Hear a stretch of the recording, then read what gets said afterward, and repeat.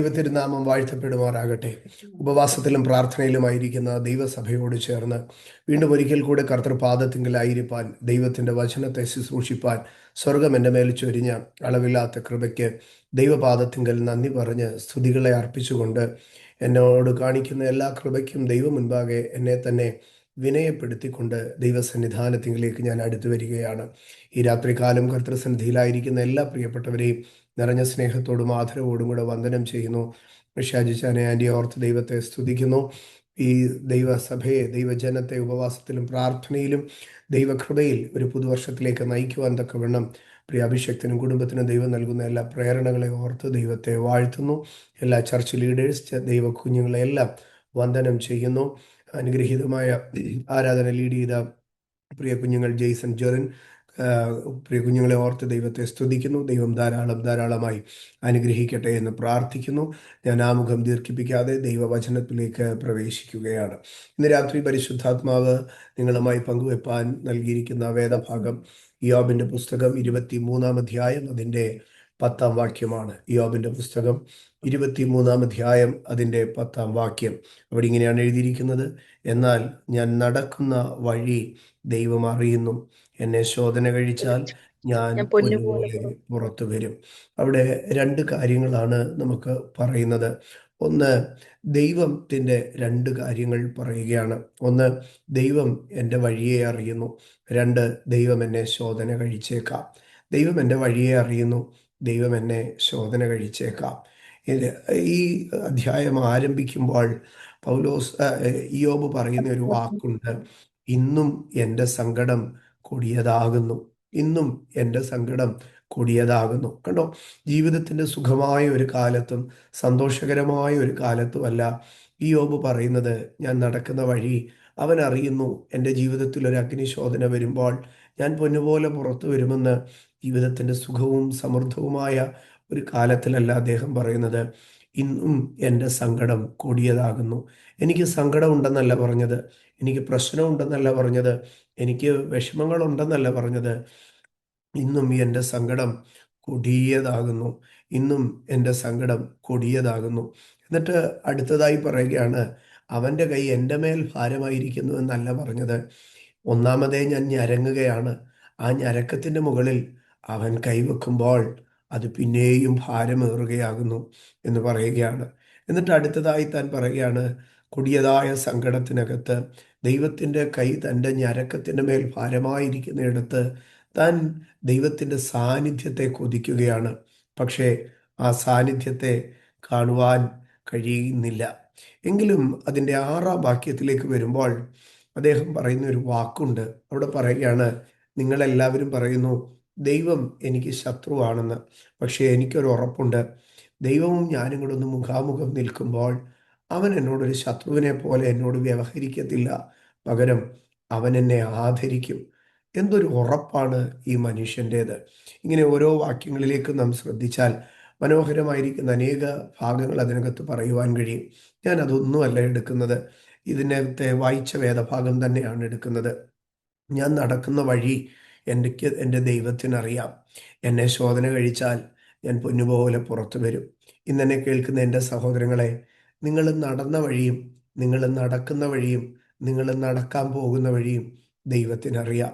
ഇന്ന് ഞാനൊരു കാര്യം പറയട്ടെ, നിങ്ങൾ നടന്ന വഴികളെക്കുറിച്ച് നിങ്ങൾക്കറിയാം, നിങ്ങൾ നടക്കുന്ന വഴിയെക്കുറിച്ച് നിങ്ങൾക്കറിയാം. പക്ഷെ നിങ്ങൾ നടക്കാൻ പോകുന്ന വഴിയെക്കുറിച്ച് നിങ്ങൾക്ക് വല്ല ഊഹമുണ്ടോ? ഇല്ല.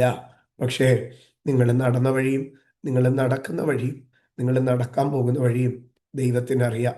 ഇന്ന് ഞാൻ മറ്റൊന്നുകൂടെ പറയട്ടെ, ഒരുപക്ഷെ നിങ്ങളെക്കുറിച്ച് നിങ്ങളുടെ കുടുംബക്കാർ, നിങ്ങളുടെ കൂട്ടുകാരൊക്കെ നിങ്ങളുടെ ഫേസ്ബുക്കോ നിങ്ങളുടെ ഇൻസ്റ്റായോ നിങ്ങളുടെ DP ഒക്കെ കണ്ടിട്ട് നിങ്ങളെക്കുറിച്ച് അവർക്ക് മനസ്സിനകത്തൊരു ചിന്ത കാണും. അവർക്കാർക്കും നിങ്ങൾ നടക്കുന്ന വഴി ഏതാണെന്ന് അറിയത്തില്ല. അവരൊക്കെ നിങ്ങളെ പുറമേ കാണുന്ന ഒരു ഫോട്ടോയിലോ മറ്റുള്ളവർ പറയുന്നതിനകത്തോ വിലയിരുത്തും. പക്ഷേ നിങ്ങൾ നടക്കുന്ന വഴി സ്വന്തം പെറ്റമ്മയ്ക്ക് പോലും ഒരുപക്ഷെ അറിയണമെന്നില്ല. നിങ്ങൾ പോകുന്ന വഴി നിങ്ങളുടെ കൂടപ്പറപ്പിന് അറിയണമെന്നില്ല.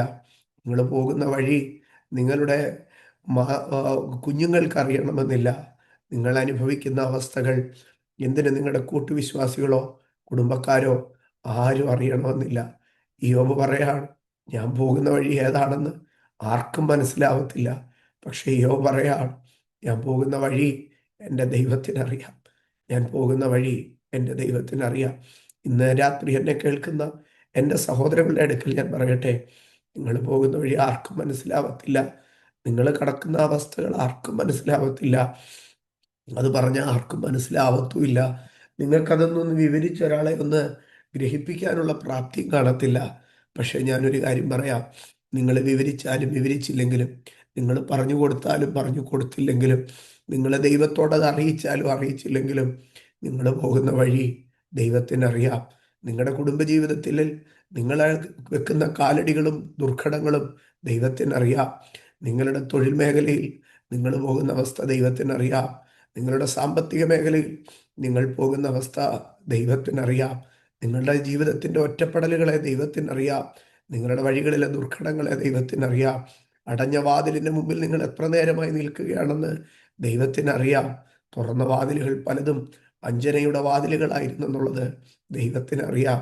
ഈ 2025 അവസാന മാസത്തിൽ ഹൃദയം തുറന്ന് ധൈര്യത്തോടൊന്ന് പറഞ്ഞാട്ടെ, ഞാൻ പോകുന്ന വഴി അറിയാൻ ലോകത്തിൽ ഒരു മനുഷ്യനും ഇല്ലെങ്കിലും ഞാൻ പോകുന്ന വഴി അറിയുന്ന ഒരു ഉടയ തമ്പുരാൻ എനിക്കുണ്ട്. എൻ്റെ ദൈവം എനിക്കുണ്ട്. ഞാൻ പോകുന്ന വഴി അവൻ അറിയുന്നു. ഞാൻ ഒരു കാര്യം കൂടെ നിങ്ങളോട് പറഞ്ഞ് വചനത്തിൻ്റെ ആഴത്തിലേക്ക് കയറട്ടെ. യോബ് പറയുകയാണ്, ഞാൻ നടക്കുന്ന വഴി അവൻ അറിയുന്നു. ആമേൻ. ഇതെവിടെ ചെന്ന് തീരുമെന്നും ഈ വഴിയുടെ അടുത്ത സ്റ്റെപ്പുകൾ എന്താണെന്നും എൻ്റെ ദൈവത്തിന് നന്നായി അറിയാം. ഞാൻ പറയുന്നു, ഞാൻ നടക്കാനുള്ള വഴിയും അവൻ അറിയുന്നു. 2026 നോക്കി എല്ലാവരും ഹാപ്പി ന്യൂ ഇയർ എന്ന് പറയും. അടുത്ത വർഷം അനുഗ്രഹമായിരിക്കും, ദൈവം എല്ലാം ശരിയാക്കി തരുമെന്നൊക്കെ പറയും. പക്ഷെ 2026 നിങ്ങൾ നടക്കേണ്ടുന്ന വഴി ഏതാണെന്ന് നിങ്ങളുടെ മനസ്സിലൊന്ന് ചോദിച്ചാൽ ആശങ്ക മാത്രമേ കാണത്തുള്ളൂ, ഭയം മാത്രമേ കാണത്തുള്ളൂ. പിന്നെ അതിനെയൊക്കെ മറികടന്ന് നമ്മൾ വിശ്വാസത്തിൽ ദൈവം നമ്മളെ നടത്തുമെന്ന് അങ്ങ് പറയും. പക്ഷെ അതിനപ്പുറം ഞാനൊരു കാര്യം പറയാം. നിങ്ങൾ 2026 മരണവും മരണത്തിനപ്പുറവും നിങ്ങൾ നടക്കുവാൻ തക്കവണ്ണം നിങ്ങളുടെ മുമ്പാകെ വെട്ടി വെച്ചിരിക്കുന്ന വഴിയെ ദൈവത്തിന് നന്നായി അറിയാം. ദൈവത്തിന് നന്നായി അറിയാം.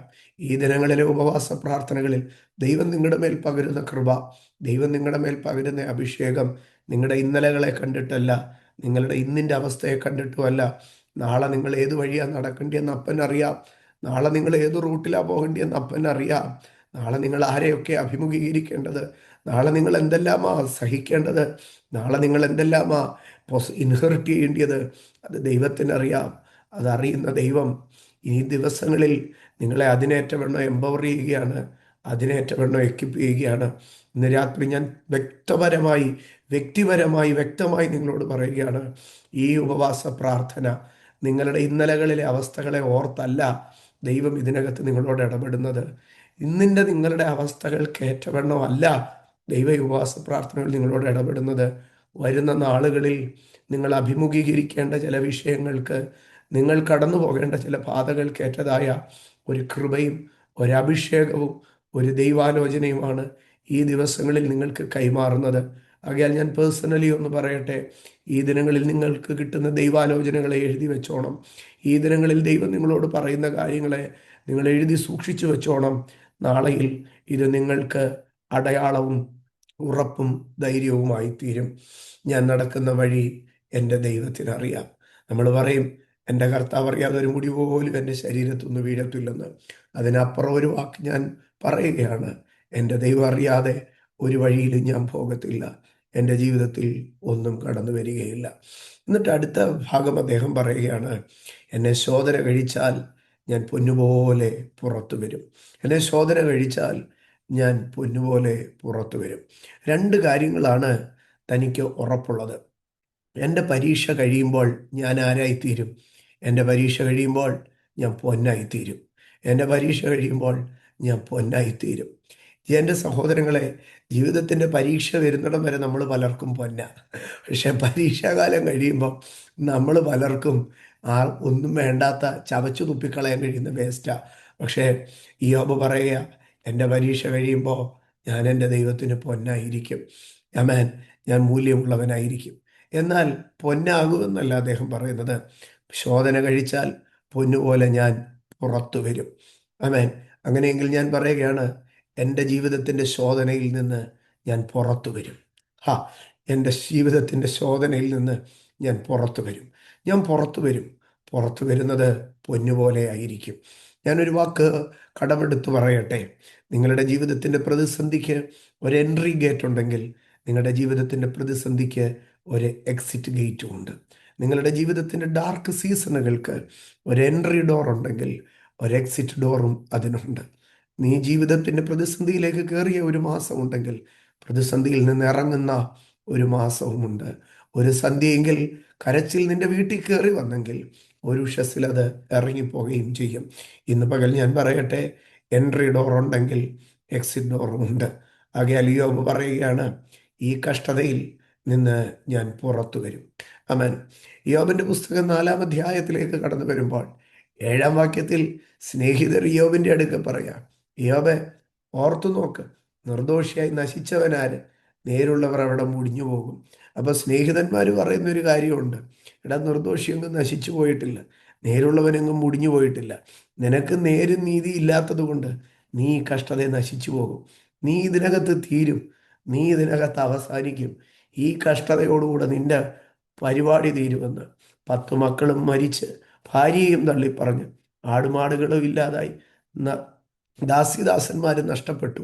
ഇനി മുടിയാൻ എന്തോ ഉണ്ട് യോബിൻ്റെ വീട്ടിൽ, നശിക്കാൻ എന്തോ ഉണ്ട് യോബിൻ്റെ വീട്ടിൽ. ഇവിടെ തീർന്നെന്ന് പറഞ്ഞ് നിൽക്കുന്ന മനുഷ്യരുടെ മുമ്പിൽ യോബ് പറയുക, ഞാൻ പുറത്തു വരും, ഞാൻ പുറത്തു വരും. ഇന്ന് രാത്രി ആ തരം തുറന്ന് എന്നോട് ചേർന്നൊന്ന് പറയാമോ, ഞാൻ പുറത്തു വരും, ഞാൻ പുറത്തു വരും. ഈ സീസണിൽ നിന്ന് ഞാൻ പുറത്തു വരും. ഈ അവസ്ഥയിൽ നിന്ന് ഞാൻ പുറത്തു വരും. ഈ പ്രതിസന്ധിയിൽ നിന്ന് ഞാൻ പുറത്തു വരും. ഈ നിന്ദയിൽ നിന്ന് ഞാൻ പുറത്തു വരും. ഈ കഷ്ടതയിൽ നിന്ന് ഞാൻ പുറത്തു വരും. ഞാൻ പുറത്തു വരും. ഞാൻ പുറത്തു വരിക തന്നെ ചെയ്യും. ഞാൻ ഇതിനകത്ത് കുടുങ്ങിപ്പോകത്തില്ല. ഞാൻ ഇതിനകത്ത് അവസാനിക്കത്തില്ല. ഞാൻ ഇതിനകത്ത് തീരത്തില്ല. ഞാൻ പുറത്തു വരും. എൻ്റെ സഹോദരങ്ങളെ, ജീവിതത്തിൽ ദൈവം നമ്മളെ പുറത്തിറക്കും. ഞാൻ ഒരു 5 ഭാഗങ്ങളിലേക്ക് നിങ്ങളെ കൊണ്ടുപോവുകയാണ്.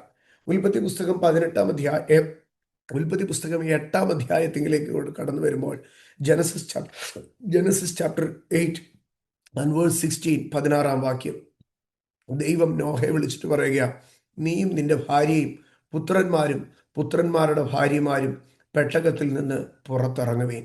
ദൈവം തന്നെ കൽപ്പിക്കുകയാണ് പുറത്തിറങ്ങാൻ. നിന്റെ അവസ്ഥയിൽ നിന്ന് നിന്നെ പുറത്തിറക്കുവാൻ ദൈവം കൽപ്പിക്കും. എൻ്റെ സഹോദരങ്ങളെ, എന്നിട്ട് അടുത്തതായിട്ട് പറയുകയാണ്, നിങ്ങൾ പുറത്തു വരണം. 2, നിന്നോടുകൂടെ ഇരിക്കുന്ന സകല ജീവികളെയും പുറത്ത് കൊണ്ടുവരിക. അവ ഭൂമിയിൽ അനവധിയായി വർദ്ധിക്കുകയും പെറ്റുവരികയും ചെയ്യട്ടെ. അങ്ങനെ നോഹയും അവൻ്റെ പുത്രന്മാരും ഭാര്യയും പുത്രന്മാരുടെ ഭാര്യമാരും പുറത്തിറങ്ങി. നോഹ, നീ എങ്ങനെയാണ് പുറത്തിറങ്ങിയത്? നോഹ പറയും, ദൈവം പറഞ്ഞു, ഞാൻ പുറത്തിറങ്ങി. ഇന്ന് രാത്രി ഞാൻ പറയട്ടെ, ദൈവം പറയും നമ്മൾ പുറത്തിറങ്ങും. നീ പുറത്തിറങ്ങത്തില്ലെന്ന് ആരൊക്കെ പറഞ്ഞാലും, നീ പുറത്തിറങ്ങരുത് എന്ന് ആരൊക്കെ ചിന്തിച്ചാലും, ഞാൻ ആവർത്തിക്കുകയാണ്, നീ പുറത്തിറങ്ങരുതെന്ന് ആരൊക്കെ പറഞ്ഞാലും, നീ പുറത്തിറങ്ങത്തില്ലെന്ന് ആരൊക്കെ പറഞ്ഞാലും, നീ പുറത്തിറങ്ങരുതെന്ന് ആരൊക്കെ ചിന്തിച്ചാലും, നീ പുറത്തിറങ്ങത്തില്ലെന്ന് ആരൊക്കെ ചിന്തിച്ചാലും, ഇന്ന് രാത്രി ഞാൻ പറയുന്നു, സ്തോത്രം, ദൈവം പറയും നീ പുറത്തിറങ്ങും. നോഹ ഇങ്ങനെയാണ് എഴുതിയത്, യഹോവ പറഞ്ഞു, ഞാൻ പുറത്തിറങ്ങി. എന്നാൽ നാളുകൾക്ക് മുൻപ് നോഹയുടെ പെട്ടകത്തിന്റെ വാതിൽ ദൈവം അടച്ചു. ആമേൻ. ഇന്നലകളിൽ വാതിലടച്ച് അകത്തിരുത്തിയ ദൈവം ഇപ്പോൾ നോഹയെ പുറത്തിറക്കുകയാണ്.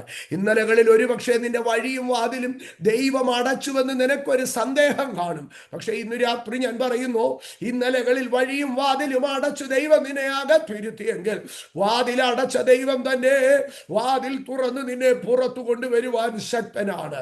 നോഹയെ, നീയും നിന്റെ ഭാര്യയും നിന്റെ പുത്രന്മാരും അവരുടെ ഭാര്യമാരും പുറത്തിറങ്ങ്. നിന്നോട് കൂടെയുള്ള സകല മൃഗങ്ങളെയും നീ പുറത്തു കൊണ്ടുവാ. ഞാൻ അവയെ വർദ്ധിപ്പിക്കാം, ഞാൻ അവയെ അനുഗ്രഹിക്കാം, ഞാൻ അവയെ പെരുകുമാറാക്കാം. ആ വാഗ്ദത്തം നോഹയെ പുറത്തു കൊണ്ടുവന്നു. ആ ദൈവശബ്ദം നോഹയെ പുറത്തു കൊണ്ടുവന്നു. ഇന്ന് രാത്രി നീ അകത്തുവായി പോയി എന്ന് പറഞ്ഞ, നശിക്കുമെന്ന് പറഞ്ഞ അവസ്ഥയ്ക്കകത്തുനിന്ന് പുറത്തു വരും. എൻ്റെ സഹോദരങ്ങളെ, എത്ര ദിവസം കഴിഞ്ഞ നോഹയെ ദൈവം പുറത്തിറക്കുന്നതെന്നറിയാമോ?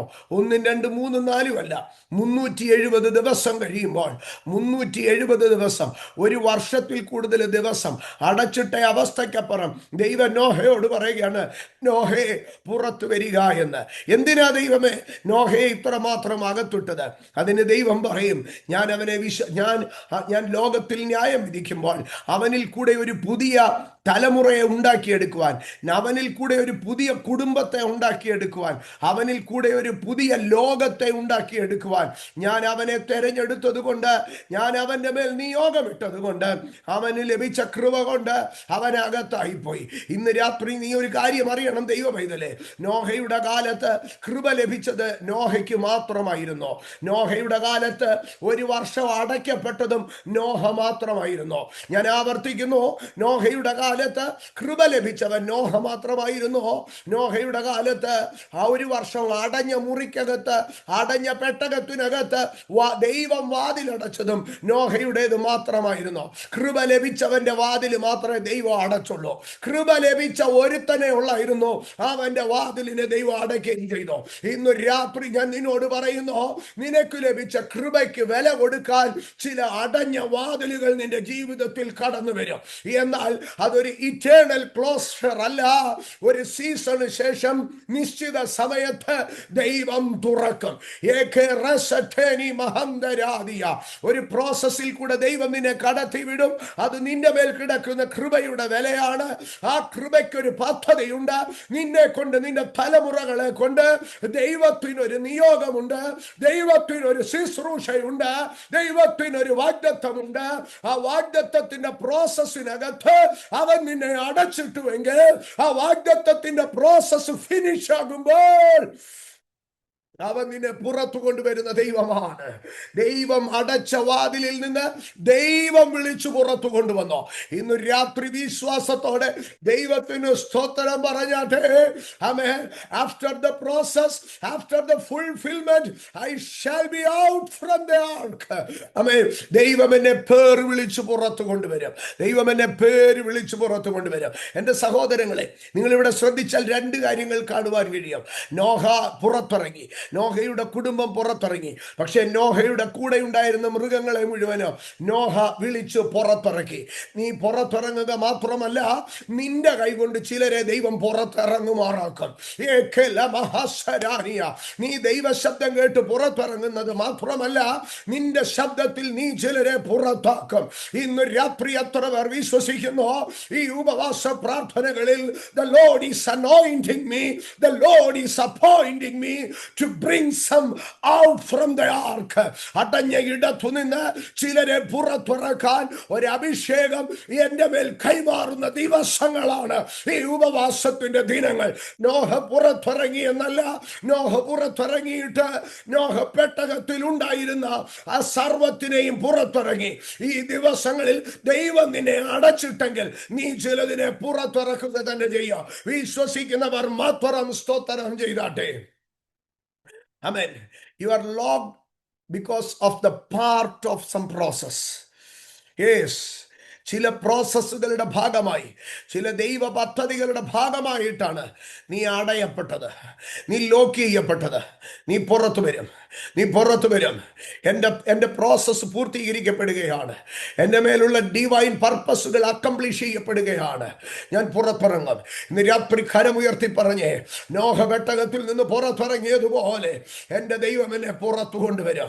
ഞാൻ ചിലരെ പുറത്തു കൊണ്ടുവരും. ഞാൻ പുറത്തു വരും. ഞാൻ ചിലരെ പുറത്തു കൊണ്ടുവരും. ഞാൻ പുറത്തു വരും.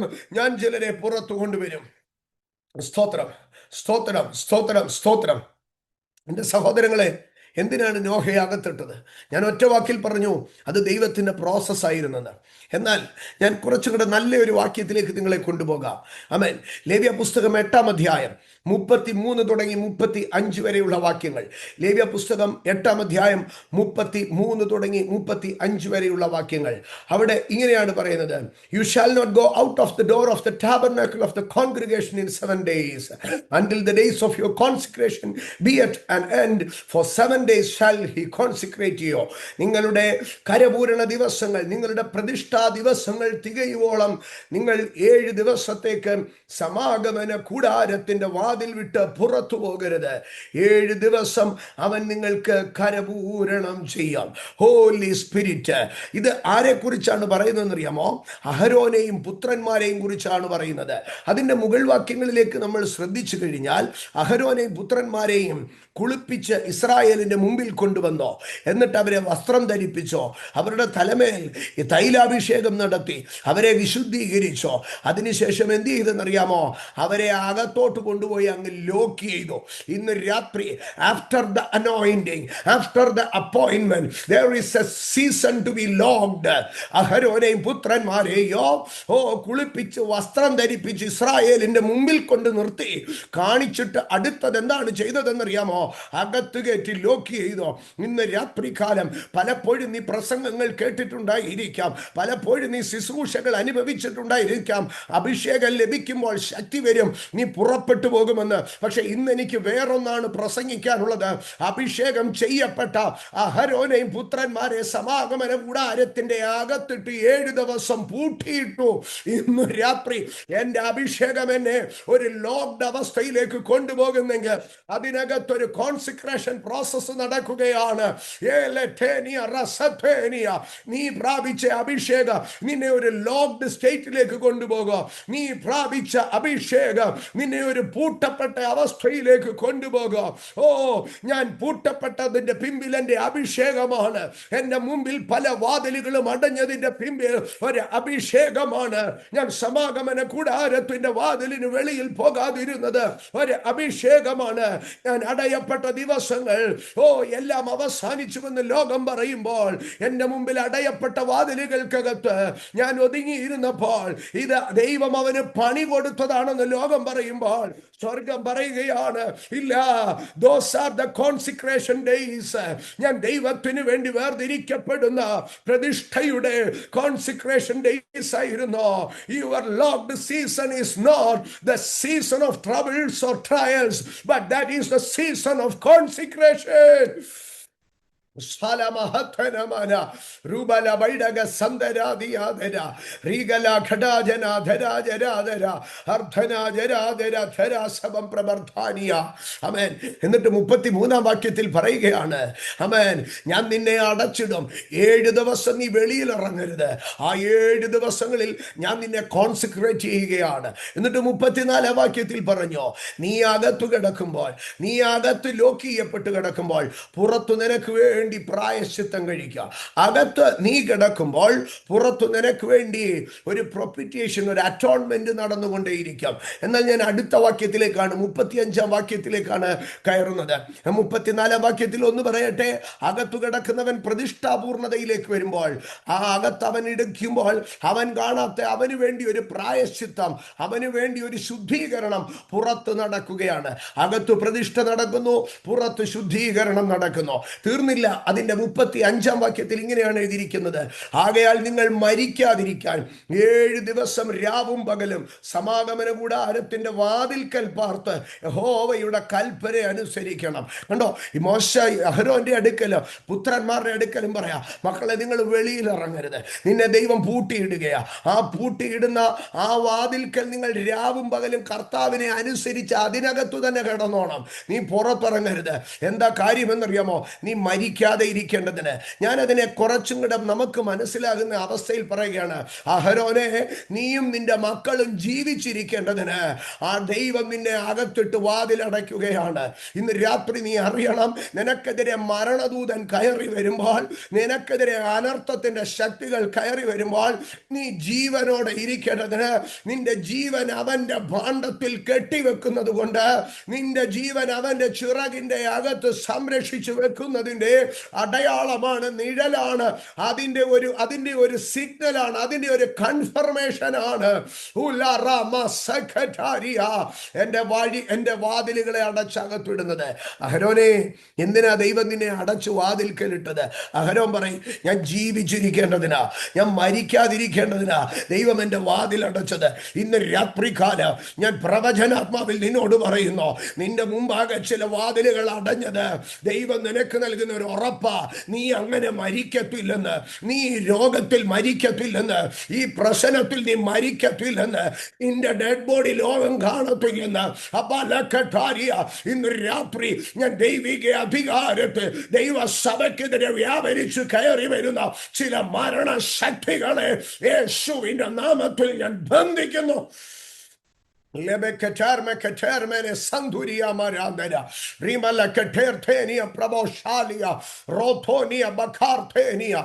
shall not be a funeral service in our church. There shall not be a funeral service in our family. എന്നിൽ വിശ്വസിക്കുന്നവൻ മരണം കാണാതെ ജീവിച്ചിരിക്കും. എന്നിൽ വിശ്വസിക്കുന്നവൻ മരണം കാണാതെ ജീവിച്ചിരിക്കുമെന്ന് യേശു പറയുന്നു. ഇന്ന് രാത്രി എന്നോട് ചേർന്ന് പറഞ്ഞേ, ഞാൻ യേശുവിൽ വിശ്വസിക്കുന്നു, ഞാൻ യേശുവിൽ വിശ്വസിക്കുന്നു, ഞാൻ യേശുവിൽ വിശ്വസിക്കുന്നു. Repeat it. ഇന്ന് രാത്രി പ്ലാറ്റ്ഫോമിൽ ഇരിക്കുന്ന എല്ലാവരും അധരം തുറന്ന് പറയട്ടെ, ഐ ഷാൽ നോട്ട് ഡൈ. ഞാൻ മരിക്കയില്ല, ഞാൻ ജീവിച്ചിരിക്കും. ഞാൻ ജീവിച്ചിരുന്ന യഹോവയുടെ പ്രവർത്തികളെ വർണ്ണിക്കാം. I believe in Christ, I believe in Jesus Christ. ഇന്ന് രാത്രി അധരം തുറന്ന് ആവർത്തിച്ച് പറഞ്ഞേ, ഞാൻ യേശുവിൽ വിശ്വസിക്കുന്നു, ഞാൻ യേശുവിൽ വിശ്വസിക്കുന്നു, ഞാൻ യേശുവിൽ വിശ്വസിക്കുന്നു. അധരം തുറന്നത് പറഞ്ഞുകൊണ്ടിരുന്നേ, ഞാൻ ആ പറയുന്നവരുടെ മേൽ ദൈവത്തിന്റെ വചനത്തെ അപ്ലൈ ചെയ്യുന്നു. അവനിൽ വിശ്വസിക്കുന്നവൻ മരിക്കാതെ ജീവിച്ചിരിക്കുക തന്നെ ചെയ്യും.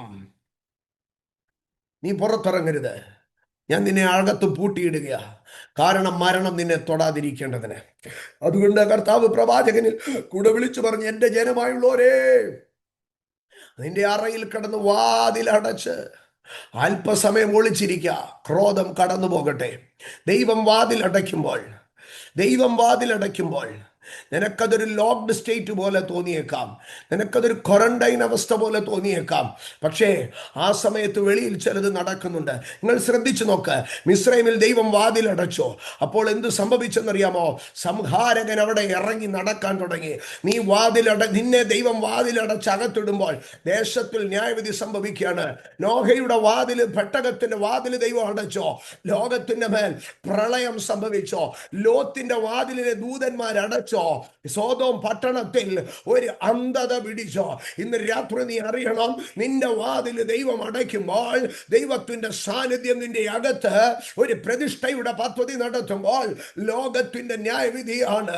നീ ലോകത്തോടുകൂടെ ശിക്ഷാവിധിയിൽ ഉൾപ്പെടാതിരിക്കേണ്ടതിന്, ലോകത്തിന്റെ ന്യായവിധിയിൽ അകപ്പെടാതിരിക്കേണ്ടതിന് ദൈവം നൽകുന്ന എല്ലാ ലോക്ക്ഡ് പോർഷൻസിനോ, എല്ലാ അടഞ്ഞ വാതിലുകൾക്ക് സ്തോത്രം. ഒരു മിനിറ്റ് അതരം തുറന്ന് സ്തോത്രം പറഞ്ഞ്, അടഞ്ഞ വാതിലുകൾക്ക് സ്തോത്രം. കാരണം അതെന്റെ ദൈവം അടച്ചതാണ്. അടഞ്ഞ വാതിലുകൾക്ക് സ്തോത്രം, അതെന്റെ ദൈവം അടച്ചതാണ്. കരപൂരണ ദിവസങ്ങൾ തികയുവോളം നിങ്ങൾ 7 ദിവസത്തേക്ക് സമാഗമന കൂടാരത്തിന്റെ വാതിൽ വിട്ട് പുറത്തു പോകരുത്. അവൻ നിങ്ങളെ 7 ദിവസം കരപൂരണം ചെയ്യും. കരപൂരണം എന്ന് പറഞ്ഞാൽ കോൺസിക്രേറ്റ്, അവനായിട്ട് വേർതിരിച്ച് പ്രതിഷ്ഠിക്കുമെന്നാണ് അതിൻ്റെ അർത്ഥം. ആമേൻ. സ്തോത്രം. ഒന്ന് ദൈവം നമ്മുടെ മുമ്പിൽ വാതിലുകളെ അടയ്ക്കുന്നത് നമ്മളെ കോൺസിക്രേറ്റ് ചെയ്യാനാണ്, ദൈവത്തിൻ്റെ പ്രോസസ്സിന് വേണ്ടിയാണ്. ജനത്തിൻ്റെ നടുവിൽ വെച്ച് അഭിഷേകം ചെയ്യപ്പെട്ട് വസ്ത്രം ധരിക്കപ്പെട്ട, മാനിക്കപ്പെട്ട, അഭിഷേകം ചെയ്യപ്പെട്ട അഹരോനും മക്കളും അടയപ്പെട്ടു. കൃപ ലഭിച്ച നോഹയും കുടുംബവും അടയപ്പെട്ടു. ഞാൻ ഒന്നുകൂടെ പറയട്ടെ, കൃപ ലഭിച്ച നോഹയും കുടുംബവും അടയ്ക്കപ്പെട്ടു. അഭിഷേകം ലഭിച്ച അഹരോനും പുത്രന്മാരും അടയ്ക്കപ്പെട്ടു. ഞാൻ ചോദിക്കട്ടെ, അഭിഷേകവും കൃപയും വേണോ? അഭിഷേകവും കൃപയും വേണോ? അഭിഷേകവും കൃപയും വീണാൽ ഒരു ക്ലോഷറുണ്ട്, ഒരടഞ്ഞ സീസണുണ്ട്. കർത്താവെ, അങ്ങ് എനിക്ക് നൽകുന്ന കൃപയ്ക്കായി, അങ്ങ് എനിക്ക് നൽകുന്ന അഭിഷേകത്തിനായി ഞാൻ നന്ദി പറയും. അത് മുഖാന്തരം എൻ്റെ ജീവിതത്തിൽ വരുന്ന എല്ലാ ക്ലോഷറുകൾക്കും ഞാൻ ദൈവസന്നിധിയിൽ സമർപ്പിക്കുന്നു. അത് എൻ്റെ ജീവിതത്തിൻ്റെ അനുഗ്രഹമാണെന്ന് ഞാൻ അറിയുന്നു. അതെൻ്റെ ജീവിതത്തിൻ്റെ ശുദ്ധീകരണമാണെന്ന് ഞാൻ അറിയുന്നു.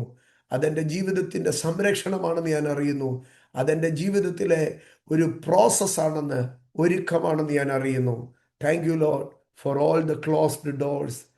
Thank you Lord for all the closures in my life. ആമേൻ. ദൈവം പുറത്തു കൊണ്ടുവരികയാണ്. ആരെയാ പുറത്തു കൊണ്ടുവരുന്നത്? തൻ്റെ പദ്ധതിയുടെ പൂർണ്ണതയ്ക്കായി അകത്ത് കയറ്റി അടച്ചവനെ. ഞാൻ പുറത്തു വരും, പുറത്തു വരും. After the process, after the perfection I shall come out. ആമേൻ. രണ്ടാമത്തെ ഭാഗത്തിലേക്ക് ഞാൻ വരികയാണ്. ദൈവം പുറത്തു കൊണ്ടുവരും. നോഹേ, നീ പുറത്തിറങ്ങണം. നീ പുറത്തിറങ്ങുകയും വേണം, ചിലരെ പുറത്ത് കൊണ്ടുവരികയും വേണം. ആമേൻ. അഹരോനെ, മക്കളെ, നീ പുറത്തു വാ, ഞാൻ നിന്നെ പ്രതിഷ്ഠിച്ചിരിക്കുന്നു. രണ്ടാമത്തെ ഭാഗത്തിലേക്ക് കടന്നു വരുമ്പോൾ യേശു കർത്താവിൻ്റെ ഒരു വിളിയാണ് ഞാൻ നിങ്ങളിലേക്ക് കൊണ്ടുവരുന്നത്. സുപരിചിതമായ വേദഭാഗം, യോഹന്നാന്റെ സുവിശേഷം 11-ാം അധ്യായം 43-ാം വാക്യം. അവിടെ ഇങ്ങനെയാണ് എഴുതിയിരിക്കുന്നത്. ഇങ്ങനെ പറഞ്ഞിട്ട് അവൻ, ലാസറേ പുറത്തു വരിക എന്ന് ഉറക്കെ വിളിച്ചു. ലാസറേ പുറത്തു വരിക എന്ന് യേശു ഉറക്കെ വിളിച്ചു. എൻ്റെ സഹോദരങ്ങളെ, യേശു കർത്താവ് ബഥാന്യയിലേക്ക് പോകുമ്പോൾ ശിഷ്യന്മാർ ചോദിച്ചു, എന്തിനാ കർത്താവേ ഇപ്പം ബഥാന്യയിലേക്ക് പോകുന്നതെന്ന്.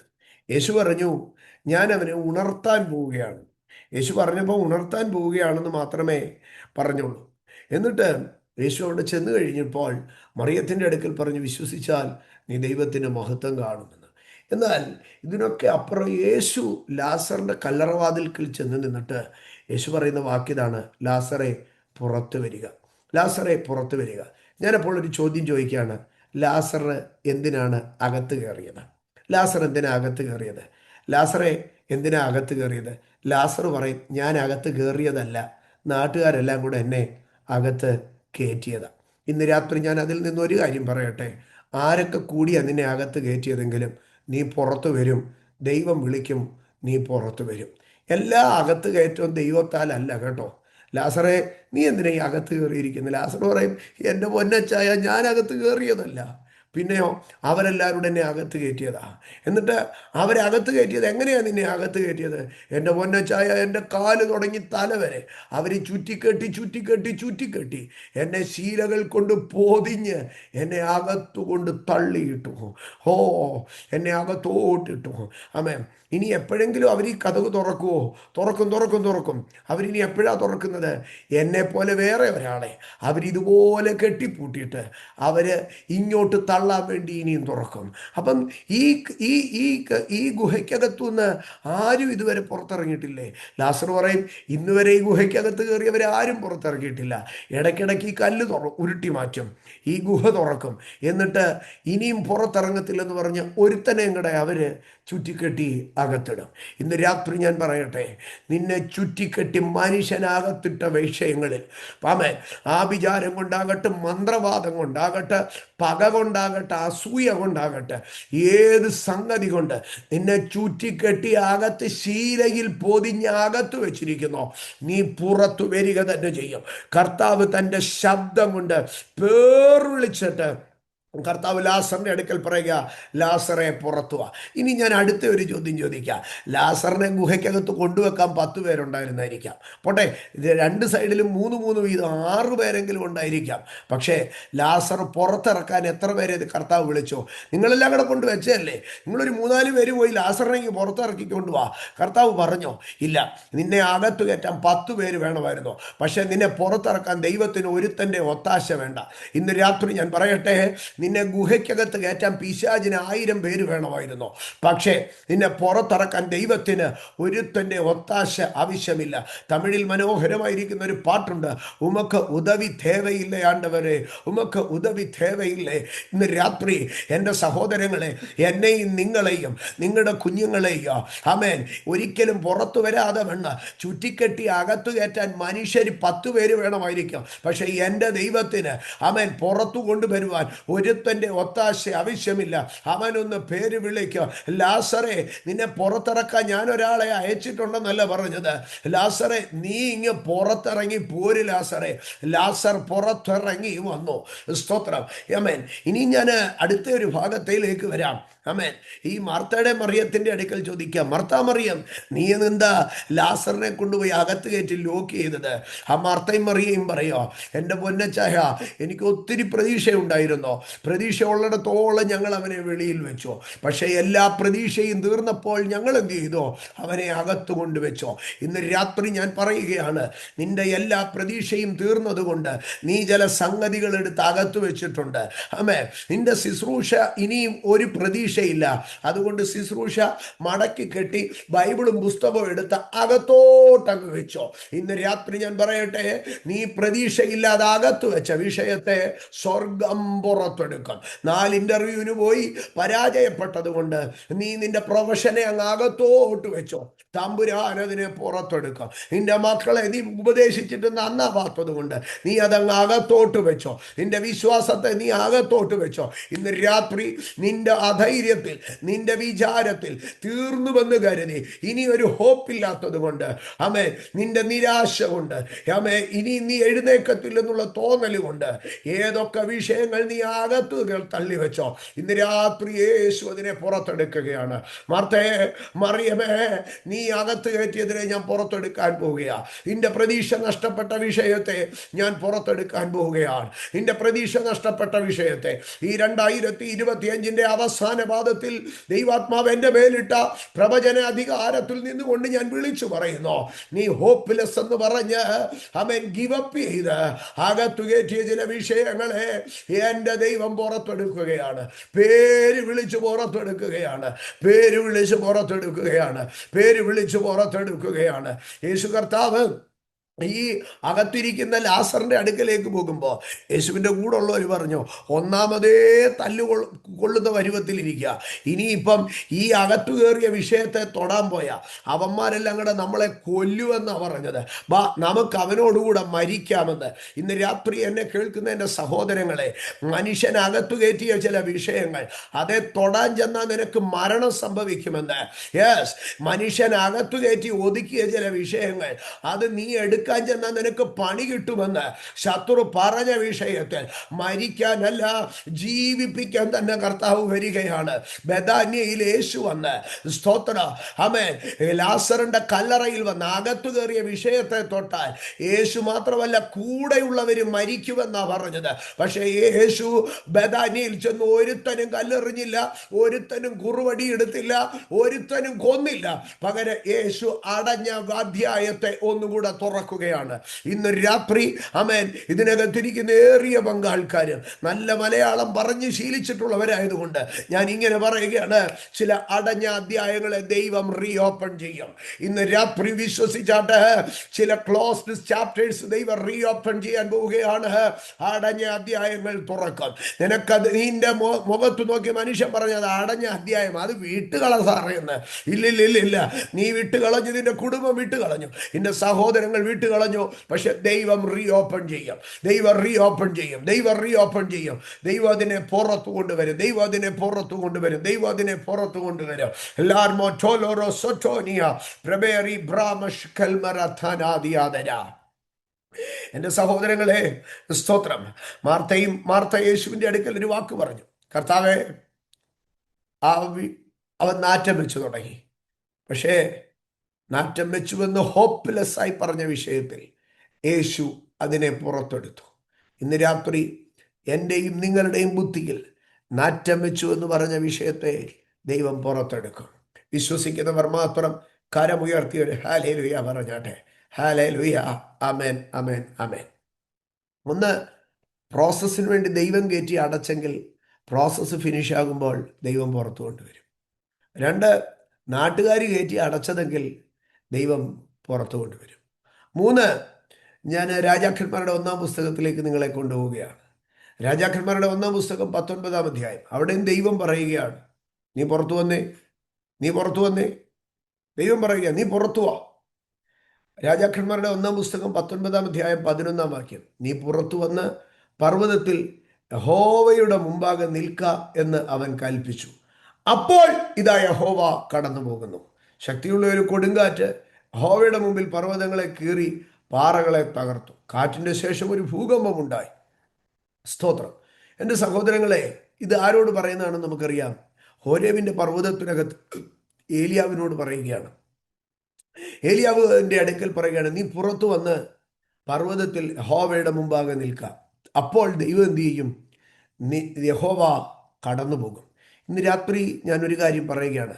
നമ്മൾ പുറത്തിറങ്ങിയാലേ ദൈവം ചില വിഷയങ്ങളിൽ കൂടെ ഇറങ്ങത്തുള്ളൂ. അവിടെ പറയുകയാണ്, നീ പുറത്തിറങ്ങി ദൈവത്തിൻ്റെ മുമ്പിൽ നിൽക്ക്, ദൈവം കടന്നു പോകും. നീ പുറത്തിറങ്ങിയ ദൈവം ഇറങ്ങുമെന്നേ. ഹാ, എൻ്റെ സഹോദരങ്ങളെ, ഏലിയാവ് ഗുഹയുടെ പുറത്തോട്ട് ഇറങ്ങാൻ എത്ര സ്റ്റെപ്പ് വെക്കണം? 2 സ്റ്റെപ്പ്, 3 സ്റ്റെപ്പ്. ഞാനും നിങ്ങൾ 1 സ്റ്റെപ്പ് വെച്ചാൽ, 2 സ്റ്റെപ്പ് വെച്ചാൽ തമ്പുരാൻ സ്വർഗത്തിൽ നിന്ന് ഭൂമിയിലാണ്. ഏലിയാവ് 2 സ്റ്റെപ്പ് വെച്ചു. സ്വർഗത്തിലെ ദൈവം ഏലിയാവിന്റെ വാതുക്ക വന്ന് നിന്നു. ഏലിയാവേ, നീ പുറത്തു വന്ന് നിൽക്ക്. ഞാൻ അടുത്ത ചോദ്യം ചോദിക്കാം. ഏലിയാവ് എന്തിനകത്ത് കയറിയത്? ഏലിയാവ് എന്തിനകത്ത് കയറിയത്? നമുക്ക് എല്ലാവർക്കും അറിയാം. 2 കാര്യങ്ങളാണ് ഏലിയാവിനെ അസ്വസ്ഥപ്പെടുത്തിയത്. 1 ഭയം, 2 ഒറ്റപ്പെടൽ. ഭയത്തിനകത്താണ് ഏലിയാവ് അകത്ത് കയറിയത്. ഇസബേൽ പറഞ്ഞു, നാളെ ഈ നേരത്ത് ഞാൻ നിന്നെ കൊന്നുകളയുമെന്ന് പറഞ്ഞു. നാളെ ഈ നേരത്ത് നീ ജീവനോടെ ഇരിക്കത്തില്ല. മരണത്തിൻ്റെ വെല്ലുവിളി, ഭീഷണി. അതിൻ്റെ നടുവിൽ ഏലിയാവ് ഭയപ്പെട്ടു പോയി. ജീവിതത്തിലെ ചില വെല്ലുവിളികളിൽ നമ്മൾ ഭയപ്പെടും കേട്ടോ. ചില ഭീഷണികളിൽ നമ്മൾ ഭയപ്പെടും. അത് നമ്മൾ കൊള്ളരുതാത്തവരായതുകൊണ്ടോ പ്രാർത്ഥിക്കാഞ്ഞതുകൊണ്ടോ ഒന്നുമല്ല. ഏലിയാവ് പ്രാർത്ഥിക്കാഞ്ഞിട്ടാണോ? ഏലിയാവിന് വിശ്വാസമില്ലാഞ്ഞിട്ടാണോ? ഏലിയാവിന് അഭിഷേകമില്ലാഞ്ഞിട്ടാണോ? ഇല്ല, ഏലിയാവ് ഭയപ്പെട്ടു.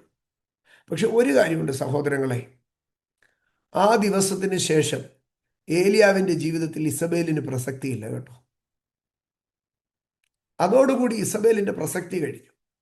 പിന്നീട് ഇസബേലിനെ കൈകാര്യം ചെയ്യുന്നത് യേഹുവ.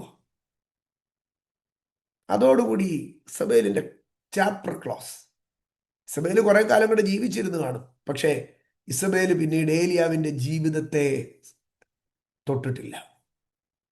ഇന്ന് രാത്രി ഞാൻ ഒരു കാര്യം പറയാം. ദൈവം നീ ഭയപ്പെട്ട വിഷയത്തിൽ നിന്ന് ദൈവം നിന്നെ പുറത്തിറക്കുമ്പോൾ ആ വ്യക്തിയെ ദൈവം അന്നോ അതിൻ്റെ പിറ്റേന്നോ ഒന്നും തട്ടത്തില്ലായിരിക്കും. പക്ഷെ ഒരു കാര്യം ഗ്യാരണ്ടിയാ, ആ വ്യക്തി പിന്നെ നിന്നെ തൊടത്തില്ല. ആ വ്യക്തി നിന്നെ തൊടത്തില്ല. അതുകൊണ്ടാണ് ഹിസ്കിയാവിൻ്റെ കാലത്ത് സെൻഹരീബ് യുദ്ധത്തിന് വന്നു. സെൻഹരീബ് യുദ്ധത്തിന് വന്ന രാത്രിയിൽ 1,85,000 പേരെ പാളയത്തിൽ കൊന്നു. പക്ഷെ ദൈവം കാണിച്ചൊരു പരിപാടി ഉണ്ടോ? സെൻഹരീബിനെ മാത്രം കൊന്നില്ല. എടാ, 1,85,000 പേരെ കൊല്ലുന്നതിനെക്കാട്ടിലും നല്ലത് സെൻഹരീബിനെ അങ്ങ് തട്ടിയാൽ പോരായിരുന്നോ? ഒരു 10 പേരെ അങ്ങ് തട്ടിയാൽ പോരായിരുന്നോ? ദൈവം തട്ടിയില്ല. സെൻഹരീബിനെയും കൂടെയുള്ള ഒരു 5 പേരെയും തട്ടിയിരുന്നെങ്കിൽ എന്ത് നല്ല വിജയമായിരുന്നേനെ. തമ്പുരാൻ 1,85,000 പേരെ ദൂതനെ കൊണ്ട് അടിച്ചു കളഞ്ഞു ഒറ്റ രാത്രി. എന്നിട്ട് സെൻഹരീബിനെ കൊന്നില്ല. പിറ്റേന്ന് എന്ത് സംഭവിച്ചെന്നറിയാം? രാവിലെ എഴുന്നേറ്റ് 1,85,000 പടയാളികൾ മരിച്ചു കിടക്കുന്ന കണ്ടപ്പം വീരവാദം പറഞ്ഞ് ഭയങ്കര ഗമയടിച്ച സെൻഹരീബ് ഒന്നും മിണ്ടാതെ രാവിലെ എഴുന്നേറ്റ് നിനവയിലേക്ക് പോയി, തൻ്റെ തലസ്ഥാനത്തിലേക്ക് പോയി. ഒറ്റ അക്ഷരം മിണ്ടിയില്ല. സാറേ, യുദ്ധത്തിന് വന്നേല്ലേ, എന്തേലും പറഞ്ഞിട്ട് പോന്നേ? ഓ, എന്തോ പറയാന്. പുള്ളി മിണ്ടാതെ നിനവയ്ക്ക് പോയി. നിനവയ്ക്ക് പോയി അവിടെ ഇരുന്നു. പക്ഷെ സംഭവിച്ചത് എന്താണെന്നറിയോ? ആ അധ്യായത്തിന്റെ അടുത്ത വാക്യങ്ങളിൽ ഇങ്ങനെയാണ് എഴുതി, 23-ാം വാക്യത്തിലാണെന്ന് തോന്നുന്നു. അടുത്ത വാക്യത്തിൽ ഇങ്ങനെയാണ് എഴുതിയിരിക്കുന്നത്. അവിടെ ചെന്ന് ചില ദിവസങ്ങൾ കഴിഞ്ഞിട്ട് ഈ സെൻഹരീബ് അവൻ്റെ ക്ഷേത്രത്തിൽ നമസ്കരിക്കാൻ പോയി. അവൻ്റെ ക്ഷേത്രത്തിൽ നമസ്കരിച്ചുകൊണ്ടിരുന്നപ്പം ഇവൻ്റെ 2 പിള്ളേർ പുറകെ ചെന്ന് അവനെ അതിനകത്തിട്ട് വെട്ടിക്കൊന്നു. അപ്പം ദൈവം പറഞ്ഞു, ഓ, സെൻഹരീബിനെയൊക്കെ കൊല്ലുന്നത് നമ്മുടെ ദൂതന്മാർക്ക് മാന്യത വേണ്ടാന്നേ. ദൂതന്മാർ തട്ടണമെങ്കിൽ പോലും ഒരു മാന്യത വേണ്ടേ? അതുകൊണ്ട് അത് നമുക്ക് വേണ്ട, അത് അവൻ്റെ പിള്ളേർക്ക് കൊടുത്തേര്. 2 പിള്ളേർ ചേർന്ന് അപ്പനെ തല്ലിക്കൊന്നു. എവിടിട്ടാണെന്നറിയാം? അവൻ്റെ ക്ഷേത്രത്തിലിട്ട്.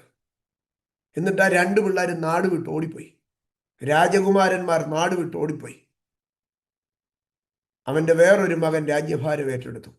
സെൻഹരീബിന്റെ കഥ തീർന്നു. സ്തോത്രം.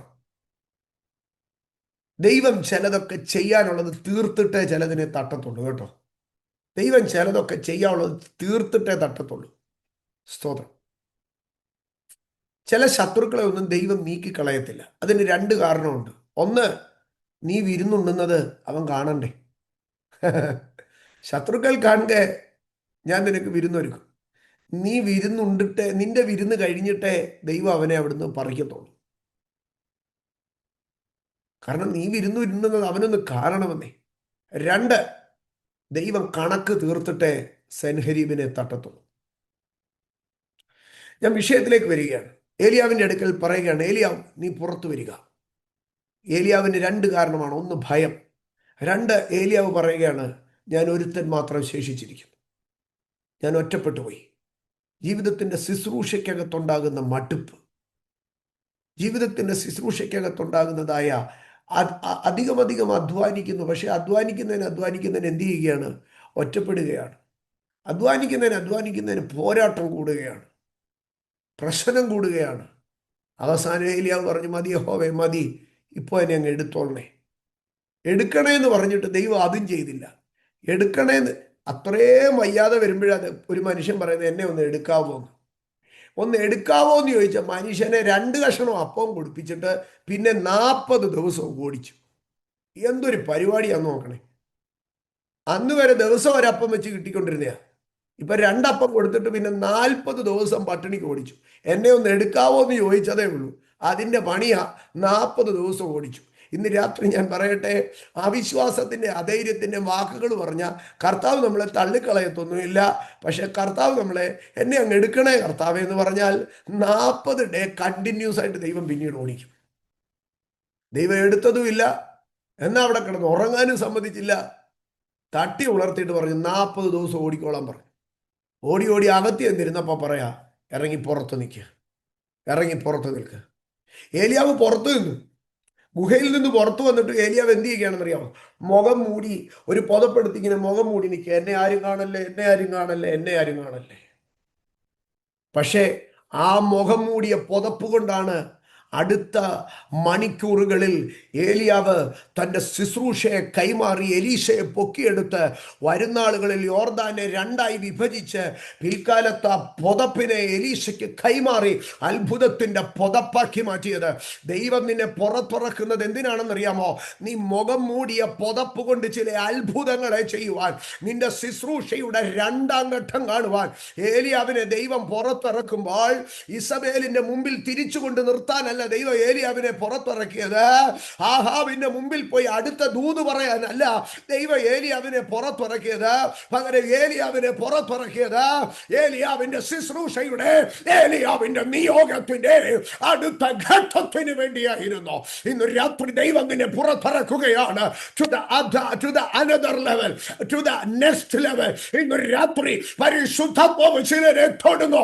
ഈ ഉപവാസ പ്രാർത്ഥനയിൽ ദൈവം നിന്നെ പുറത്തിറക്കുമ്പോൾ, ദൈവം നിന്നെ പുറത്തെടുക്കുമ്പോൾ, നീ ശുശ്രൂഷയുടെ നിയോഗത്തിന്റെ വാഗ്ദത്തങ്ങളുടെ അടുത്ത ഘട്ടത്തിലേക്ക് കയറുകയാണ്.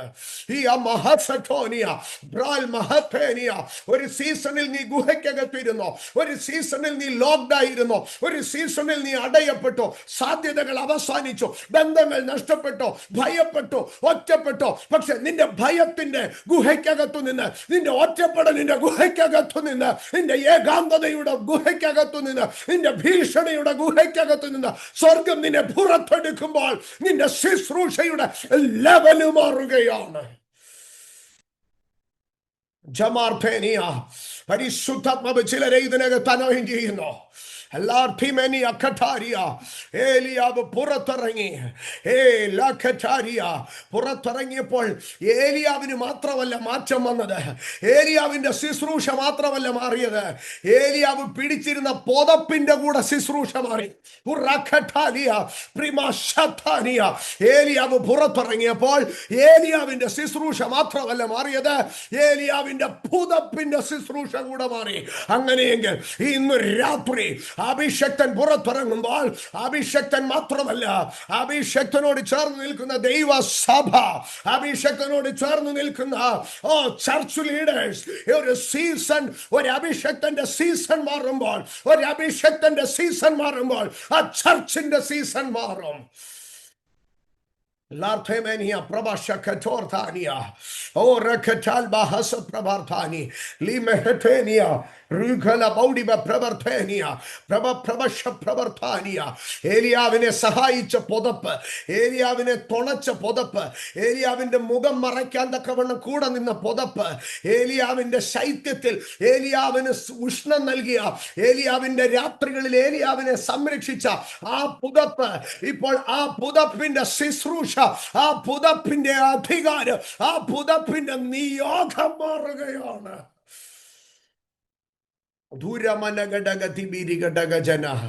ഇപ്പോ ഏലിയാവിന്റെ ദൈവത്തെ കാണണമെങ്കിൽ ഏലിയാവിന്റെ പുതപ്പ് വീശിയാൽ മതി. എലീശ യോർദാനിൽ ഏലിയാവിന്റെ പുതപ്പ് രണ്ടായി മടക്കി അടിച്ചിട്ട് ചോദിച്ചോ, ദൈവം എവിടെയെന്ന്. പുതപ്പ് വീശിയാൽ ഇപ്പൊ ദൈവം ഇറങ്ങി വരാം. ഇന്ന് രാത്രി നിന്നെ ദൈവം ഒരു സീസണിലേക്ക് അടച്ചിട്ട് പുറത്തിറക്കുമ്പോൾ നിന്റെ നിയോഗവും നിന്റെ ശുശ്രൂഷയും മാത്രമല്ല, നിന്റെ തലമുറയുടെ ലെവലുകൂടെ, നിന്റെ തലമുറയുടെ ശുശ്രൂഷ കൂടെ, നിന്റെ തലമുറയുടെ നിയോഗം കൂടെ ഇന്ന് രാത്രി മീറ്റിംഗ് കഴിയുമ്പോൾ നിന്റെ തലമുറകളുടെ മേൽ കൈവച്ചു നീ ബ്ലസ് ചെയ്യ് ദൈവ പൈതലേ. നിന്റെ തലമുറകളുടെ മേൽ കൈവച്ചു നീ ഇമ്പാർട്ട് ചെയ്യ് അഭിഷേക്തനെ. ദൈവം നിന്നെ മാത്രമല്ല നിന്റെ പുതപ്പിനെ കൂടെ പുറത്തെടുക്കുകയാണ്. നിന്നെ മാത്രമല്ല നിന്റെ പുതപ്പിനെയും പുറത്തെടുക്കുകയാണ്. ഓ ലഥാരിയ, നിന്നെ പുറത്തെടുക്കുന്ന ദൈവം നിന്റെ പുതപ്പിനെ കൂടെ ദൈവം ശുശ്രൂഷ മാറ്റുകയാണ്. ഇന്ന് രാത്രി ഞാൻ ചോദിക്കട്ടെ, ഏലിയാവ് പുറത്തിറങ്ങിയപ്പോ ഏലിയാവിന്റെ പുതപ്പ് പോലും രൂപാന്തരപ്പെട്ടെങ്കിൽ ഞാനും നിങ്ങളോ ഒരു ഒരഭിഷക്തൻ പുറത്തിറങ്ങുമ്പോൾ, അഭിഷക്തൻ മാത്രമല്ല അഭിഷക്തനോട് ചേർന്ന് നിൽക്കുന്നതായ സകല അഭിഷക്ത സമൂഹങ്ങളും ചർച്ചും ഒരുപോലെ ഒരു മിനിസ്റ്റീരിയൽ ട്രാൻസ്ഫോർമേഷൻ, ഒരു അനോയിന്റിങ് അപ്ഗ്രഡേഷൻ, ഒരു എലിവേഷൻ അത് ദൈവസഭയ്ക്കകത്ത്, അത് മിനിസ്ട്രീസിന്റെ അകത്ത്, അത് ലീഡേഴ്സിന്റെ അകത്ത്, അത് പുതപ്പുകളുടെ മേൽ വീഴുകയാണ്.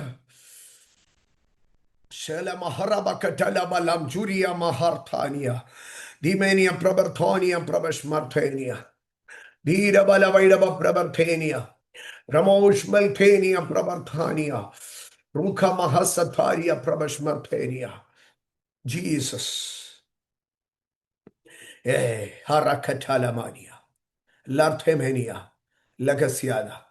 നോഹയെ ദൈവം വിളിച്ച് പുറത്തു കൊണ്ടുവന്നു. അഹരോനെയും പുത്രന്മാരെയും ദൈവം പറഞ്ഞ സമയത്ത് പുറത്തു കൊണ്ടുവന്നു. ഏലിയാവിനെ ദൈവം പുറത്തു കൊണ്ടുവന്നു. പക്ഷേ ഇന്ന് രാത്രി ഞാൻ 2 തലങ്ങൾ കൂടെ പറയുകയാണ്. ദൈവം മാത്രമല്ല നിന്നെ പുറത്തു കൊണ്ടുവരുവാൻ വേണ്ടി ഇടപെടുന്നത്. ദാനിയേലിന്റെ പുസ്തകം 3-ാം അധ്യായം 26-ാം വാക്യം. ദാനിയേലിന്റെ പുസ്തകം 3-ാം അധ്യായം 26-ാം വാക്യം. അവിടെ ഇങ്ങനെയാണ് എഴുതിയിരിക്കുന്നത്: നെബൂഖദ്നേസർ എരിയുന്ന തീച്ചുളയുടെ വാതിൽക്കൽ അടുത്തു ചെന്നു. അത്യുന്നത ദൈവത്തിന്റെ ദാസന്മാരായ ശദ്രക്കെ, മേശക്കെ, അബേദനെഗോവേ, പുറത്തു വരുവീൻ എന്ന് കൽപ്പിച്ചു. അങ്ങനെ ശദ്രക്കും മേശക്കും അബേദനെഗോവും തീയിൽ നിന്ന് പുറത്തു വന്നു. സ്തോത്രം. ശദ്രക്കിനും മേശക്കിനും അബേദനെഗോവിനും ഇപ്പൊ ഈ തീച്ചൂള അങ്ങ് ഇഷ്ടപ്പെട്ടു. അവരതിനകത്ത് ഇങ്ങനെ സുഖമായിട്ട് അങ്ങ് നടക്കുക. ഇത് കണ്ടിട്ട് പുള്ളിക്കാരൻ അടുത്ത് എന്നിട്ട് പറയാ, മതി നടന്നത്, ഇനി പുറത്തു വരാമോ? നീ ഇനി കുറച്ചും കൂടെ ഈ തീക്കകത്ത് നടന്നാൽ എൻ്റെ അഡ്രസ്സ് മൊത്തവും പോകും. നീ ഈ ഒരു 5 മിനിറ്റ് ഈ തീക്കകത്തൂടെ നടന്നപ്പോഴേ എനിക്ക് ആകെ ഗ്യാസ് പോയി. അതുകൊണ്ട് ഇനി നീ തീക്കകത്ത് നടക്കരുത്, നീ ഇനി പുറത്തു വരാമോ? ഞാൻ കുറച്ച് നാളുകളുടെ രാജ്യം ഭരിച്ചോട്ടെ. ഇന്ന് രാത്രി ദൈവത്തിൻ്റെ പൈതലെ, നിന്നെ തീക്കകത്തിട്ടാൽ അവൻ്റെ സിംഹാസനം ഉറയ്ക്കുമെന്നാ നെബൂഖദ്നേസർ ചിന്തിച്ചത്. നിനക്ക് പണി തന്നാല് അവനങ്ങ് മിടുക്കനാകുമെന്ന് അവൻ ചിന്തിച്ചത്. ഇപ്പൊ അവൻ തിരിച്ചു പറയുക, എൻ്റെ പൊന്നു ശദ്രക്കെ, നീ ഒന്ന് വെളിയിലിറങ്ങ്. നീ കഷ്ടതയ്ക്കകത്ത് ഇങ്ങനെ ഹല്ലേലൂയ പാടി, നീ പ്രതിസന്ധിക്കകത്ത് ഇങ്ങനെ ഉപവസിച്ച്, നീ നിന്നയ്ക്കകത്ത് ഇങ്ങനെ അന്യഭാഷയും പറഞ്ഞ്, നീ ഇങ്ങനെ വെച്ചടി കൃപ പ്രാപിച്ച് കയറുന്നത് കണ്ടിട്ട് എനിക്ക് പറ്റുന്നില്ല. നീ എങ്ങനെയും ഈ കഷ്ടതയിൽ നിന്ന് പുറത്തു വാ. ഇന്ന് രാത്രി ഞാൻ പറയട്ടെ, പൈശാചിക ശക്തികൾ നിന്റെ മുമ്പിൽ നിന്ന് തൊഴുതിട്ട് പറയും, അഭിഷക്തനെ, ഞാൻ അബദ്ധത്തിൽ നിന്റെ മുമ്പാകെ കഷ്ടതയുടെ വാതിൽ തുറന്നതാ. ഞാൻ പറയാം, നീ ആ കഷ്ടതയ്ക്കകത്തു നീ പുറത്തു പോരും. കാരണം നീ കഷ്ടത കയറിയതിന് ശേഷം നിന്റെ വീട്ടിൽ പ്രാർത്ഥന ഒഴിഞ്ഞ സമയമില്ല. നീ കഷ്ടത കയറിയതിന് ശേഷം നീ അന്യഭാഷയല്ലാതെ നിന്റെ വായിക്കകത്ത് ഒന്നും വരുന്നില്ല. നീ കഷ്ടത കയറിയതിന് ശേഷം നീ ഒരു പ്രാർത്ഥനയും മുടക്കുന്നില്ല. നീ കഷ്ടത കയറിയതിന് ശേഷം നീ യൂട്യൂബിൽ കയറി വേണ്ടാത്ത ഒന്നും കാണുന്നുമില്ല, നീ വേറെ ഒന്നും ചെയ്യുന്നില്ല. നിനക്ക് പ്രാർത്ഥന മാത്രമാണ്. ഇത് കണ്ടിട്ട് എനിക്ക് എൻ്റെ സകല ബലവും പോയി, നീ പുറത്തു വാ. ഇന്ന് രാത്രി ഞാൻ എൻ്റെ ദൈവമക്കളോട് ചോദിക്കട്ടെ, കഷ്ടതയിൽ പ്രാർത്ഥിക്കുന്ന ഒരു അഭിഷക്തനെയാണോ പിശാചിന് പേടി, അതോ സുഖകാലത്ത് കിടന്നുറങ്ങുന്ന ഒരു സാധാരണ മനുഷ്യനെയാണോ പിശാചിന് പേടി? ഇന്ന് രാത്രി ഞാൻ പറയും, എൻ്റെ കഷ്ടതകളിൽ എൻ്റെ പ്രാർത്ഥന മുറി ആക്റ്റീവ് ആകുമ്പോൾ, എൻ്റെ പ്രതികൂലങ്ങളിൽ എൻ്റെ പ്രാർത്ഥന പായ ആക്റ്റീവ് ആകുമ്പോൾ, അവിടെയാണ് പിശാചിനെ അധികം ഭയപ്പെടുന്നത്. എൻ്റെ ദൈവത്തിന് സ്തോത്രം, എൻ്റെ ദൈവത്തിന് സ്തോത്രം. ഞാനതിൻ്റെ അതിൻ്റെ അതിൻ്റെ ലിറ്ററൽ വെർഷനിലേക്ക് കടന്നു വരികയാണ്. ശദ്രക്ക് മേശയ്ക്ക് അബേദ്നെഗോവേ പുറത്തു വാ. ആരാ പുറത്തു കൊണ്ടുവരുന്നതെന്ന് അറിയാമോ? ഒരു രാജ്യത്തിൻ്റെ തലവൻ. ഇന്ന് രാത്രി ഞാൻ പറയുന്നു, ദൈവം നിനക്കെതിരായി നിന്ന ചില അധികാരങ്ങളെ ദൈവം നിനക്ക് അനുകൂലമാക്കി തീർക്കും.